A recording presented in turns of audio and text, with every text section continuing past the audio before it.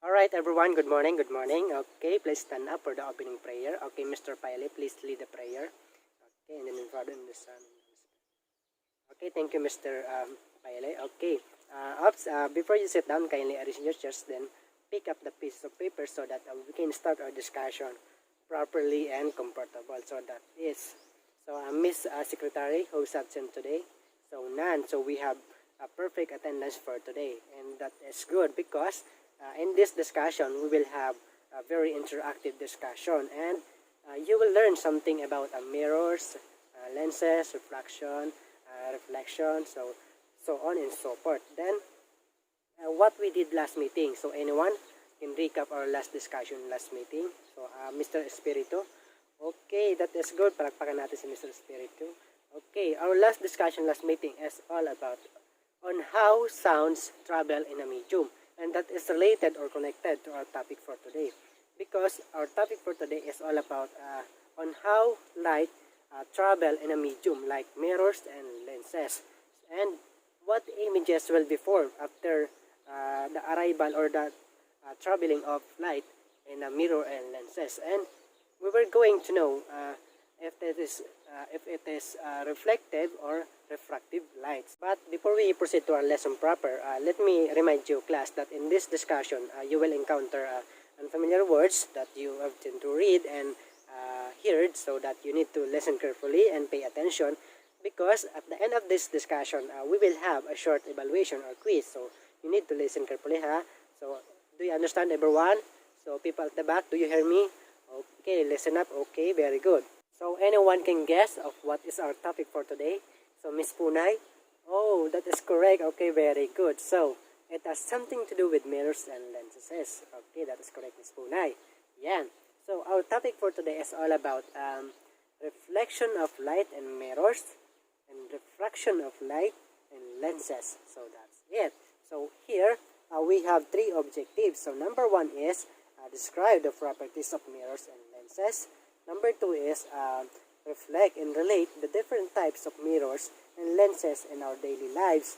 So the last one is apply the concept of ray diagram of mirrors and lenses. So that is the objectives of this discussion that must be attained at the end of this discussion. Okay, before we proceed to our main discussion, let's answer first this question. So in a swimming pool, why does the lower part of the child appear so much different in size from the upper part? So anyone can answer this question. So Miss Danielle. Okay, very good, Miss Danielle. Okay, it has something to do with refraction of light. So why? So because the water acts like a prism or a refractive material, so that the images or the body of the child appear different in size from the lower part and the upper part. So number two is please read Miss Tongo. Okay, thank you very much. So same with the number one, it has something to do with refraction of light in lenses. Okay, so okay everyone, let's have a short activity before we proceed to our main topic.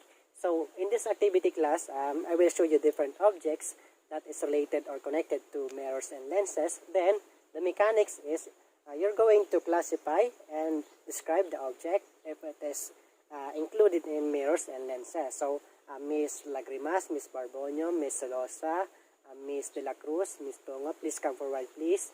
Okay, thank you very much for your participation. Please sit down.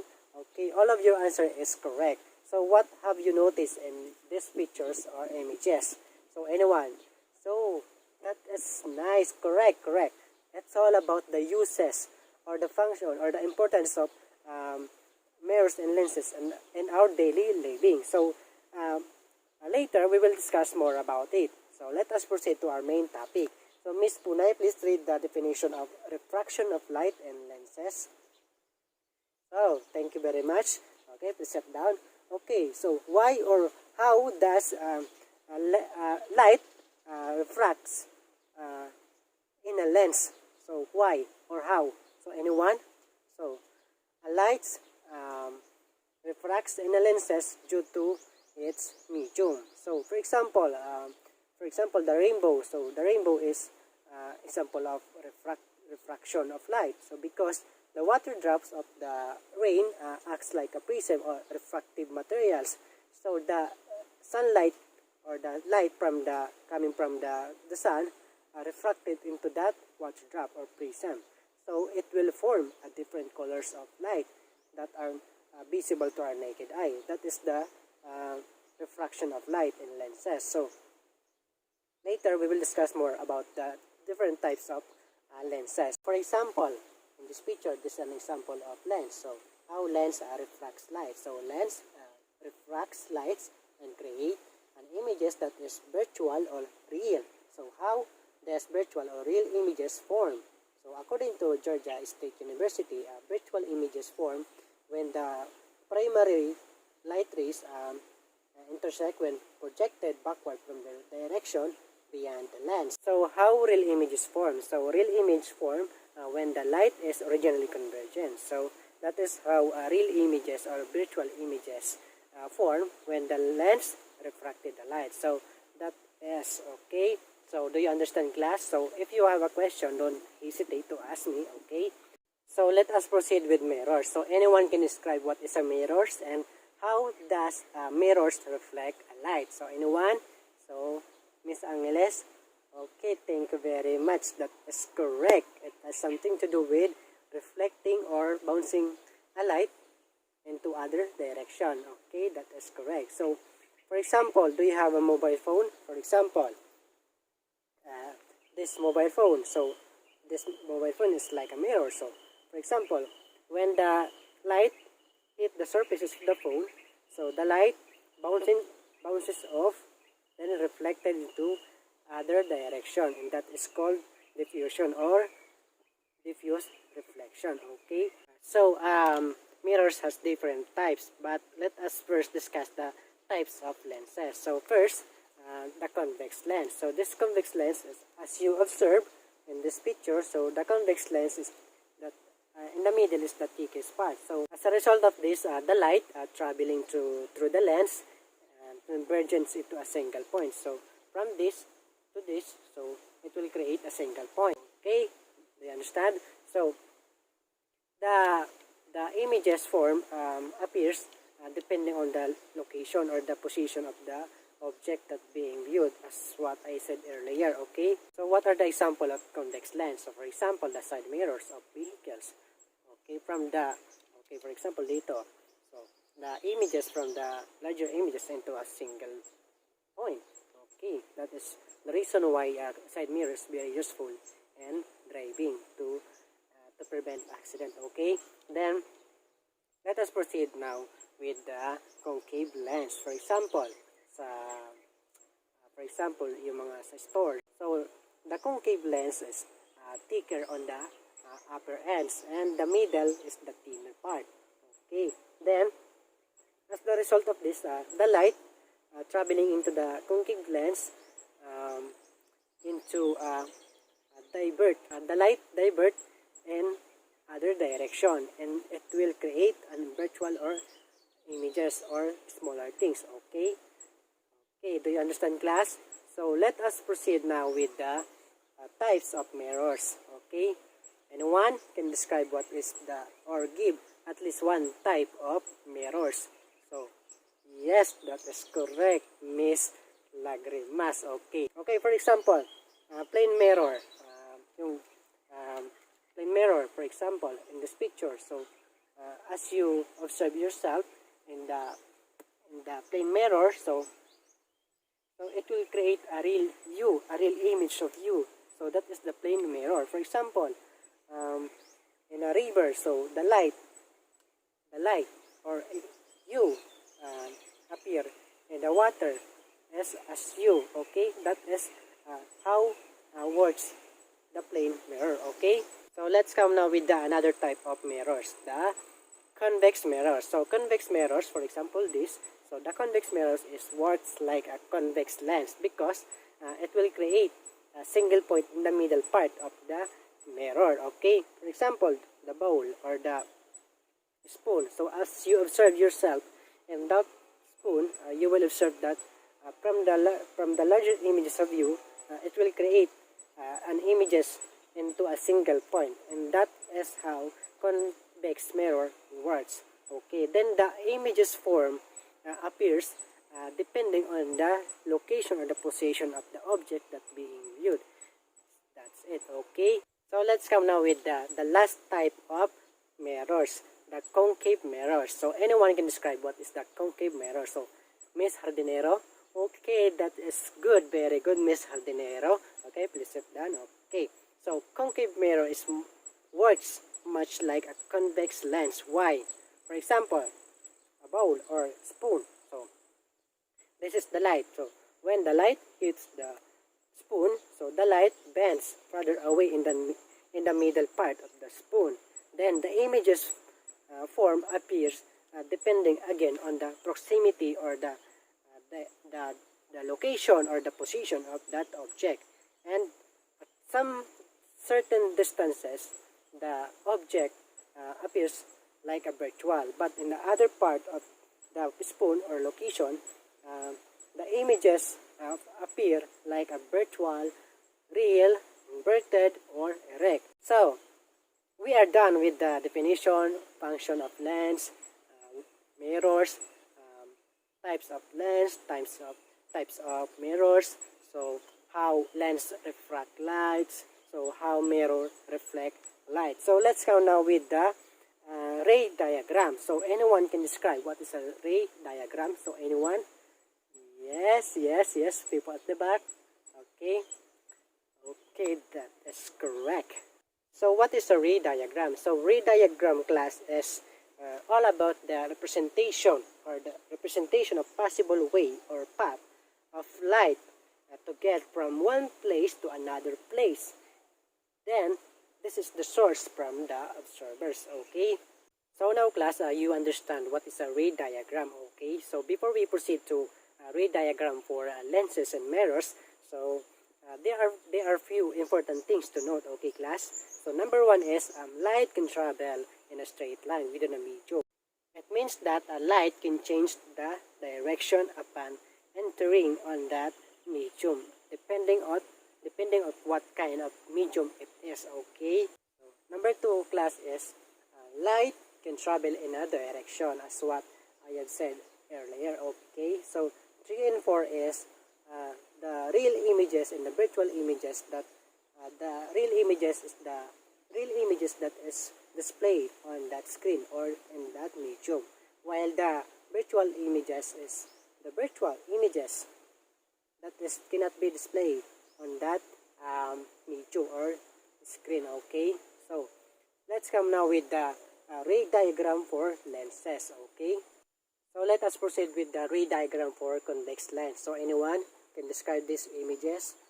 Okay, that is correct. Okay, so for this images class, for the object outside the focal point of the convex lens, it will create an real inverted images. Okay, then for the inside of the focal point of this convex lens, the images form an erect images. Okay, so let's come now with the ray diagram for concave lens. Okay, so people at the back, are you listening? Okay, so let's come now with the concave lenses, ray diagram for concave lenses. Okay, so the ray diagram for concave lenses inside and outside of the focal point give similar result. For example, an erect virtual image is smaller than the object. Okay, then the images is always formed inside the focal point, the focal lens of the lens. Okay, so we are done with the ray diagram for lenses, the convex lens, the concave lens. So let's come now with the ray diagram for mirror. So anyone can describe or define what is a mirror ray tracing. Okay, that is good. Very good. Okay, that is okay. So mirror tracing is like a lens ray tracing. Okay, so in that rays parallel to the optic axis and through the focal point are used. Okay, so let us proceed with the ray diagram for convex mirror. Okay, diagram for convex mirror is formed on images, virtual images. Okay, then for the ray diagram for concave mirror is like a convex mirror, okay, a convex lens I mean, because in concave mirror, when the object outside on the focal point of that images of that mirror, the images will form a real inverted images, okay, like a convex lens, okay. Then so yeah, we are done with the ray diagram of lens and mirrors, okay. So we have another activity, so this activity will be graded, okay. Okay class, for your next activity, so in this activity class, you're going to draw the plane, convex, convex, and the real mode of mirrors in a long coupon band or yellow paper, okay class. And you're going to answer its type, position, size, and location, okay class. If you are already downloaded the application, so I give you 10 minutes or 15 minutes to submit your output, okay class. Okay, thank you. Okay, please submit your output, okay, and that will be graded, okay. So for you to get more information about lenses and mirrors, their diagram, ray diagram, so you can watch this YouTube video about lens and mirrors, so that you can easily understand or find more information about lenses and mirrors, okay class. I will send the links on your messenger, okay. Then who wants to summarize our lesson for today? So anyone, okay, thank you very much, okay. Okay, palakpakan natin, okay, that is correct, okay. Okay, for the number 1 is a lens to refract lights and create a virtual or either real images. Then mirror reflects light in a way like a lens, okay. Then depending on the location or the proximity of the medium, okay, or the object, okay.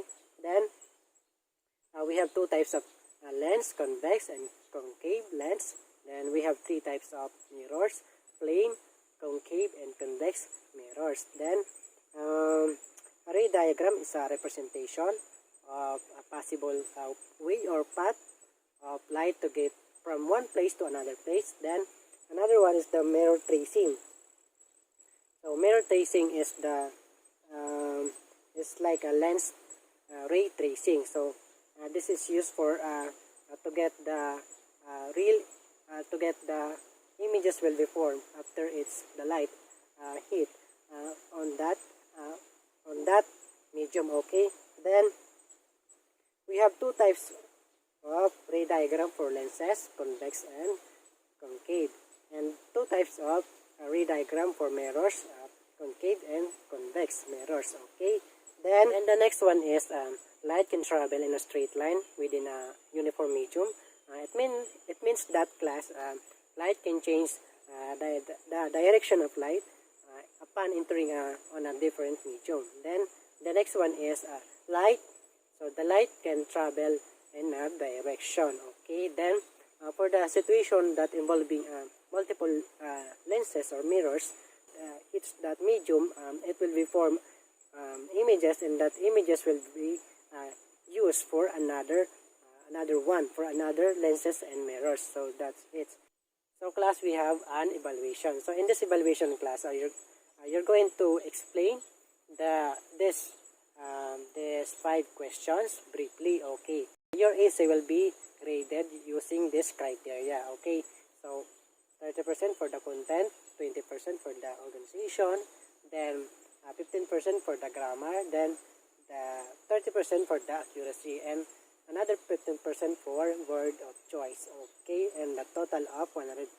So okay, are we clear class? Okay, do you understand? Okay, so no one, so questions, violent reaction, okay, thank you. Okay, good luck for your evaluation, for your essay, okay. So class, for your assignment, have a search about mirror equation. So that's it. So we are done with our lesson for today. So thank you very much for your participation, a very interactive discussion. So thank you everyone, thank you. Reminder lang, for the sweepers of today, please clean the classroom before you leave. Okay, thank you very much. Okay, thank you. Adjourn.